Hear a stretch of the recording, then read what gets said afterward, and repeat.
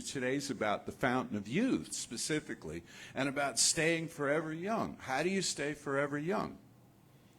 Well, there's some clues and hints given, and oh God, don't ever enter it in Safari on your phone or whatever your favorite browser is, because you'll get diets and you'll get exercise regimens and you'll get stuff until you want to scream about what you need to do. And don't eat that and put that down and stop this, and right?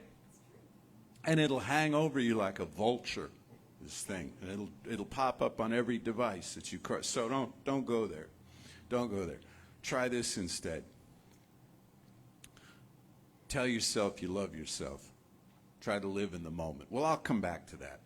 But the fountain of youth, I got interested in the fountain of youth. And so this goes back to Herodotus, 5 centuries before Christ, 5 centuries before the Common Era. Herodotus was talking about the existence of a fountain of youth, and then Alexander later got into it, and then I remember in school hearing about Ponce de Leon and how he saw it, which now they think is a myth. He wasn't. He was all over the Bahamas and Puerto Rico, and he was the first European apparently to his little group of conquistadors were the first to visit Florida. And they thought here or there they would find something of use, and how this turned into the Fountain of Youth is debatable. But anyway, it was a place where you could go and step in the water or swim in the water, and it would restore you to physical health. And what's funny about this to me is that Ponce de Leon, who, as I say, it was a myth he went looking for this, but if he was 39 when he hit Florida. And 39 is often the age. How many people do you know when you ask them how old they are or they volunteer it, they'll say, well, I'm 39 and holding. Because that's the age when we start to turn the corner into when you're in your 30s, 40 is right, really, really ripe, really, really mature. So our people have sought something. They've sought some kind of elixir. And the fact that it's water suggests that it's a metaphor, and what they're seeking is a new consciousness, a new restorative consciousness. So here's what we have for every day: the experience of newness. Every day, the experience of newness. Look, the older you get, the more experiences you've had, right? The more memories you have, the more stuff crowds in, and everything tends to remind you of something else. And after a while, it starts to remind you of 10 other things or 50 other things. And every person you meet tends to remind you of lots and lots of other people who were more like them than they weren't. Except that's the shorthand that we use cognitively to kind of move things along.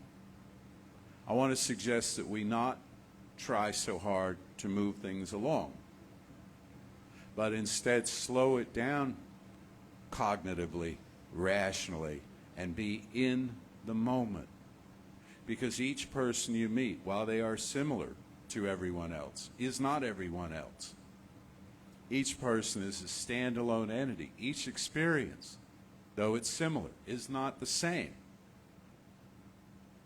And so the people that I know who are of increasing chronological age, but remain, in my estimation, forever young, are the people who welcome each moment as a whole new thing, and are curious, and want to learn, and want to know. And they want to know more about everything that's coming along. They're interested in new inventions and new discoveries. And a line you seldom hear out of them, except kind of in jest, or once in a while when they just can't help it, is, well, back in my day, we did blah, blah, blah, blah, blah, blah. And it's hilarious when you hear people do this, because they always exaggerate. Back in my day, we didn't have all these newfangled contraptions, these computer games and video stuff and all. No, we played with a block of wood and a piece of string, right?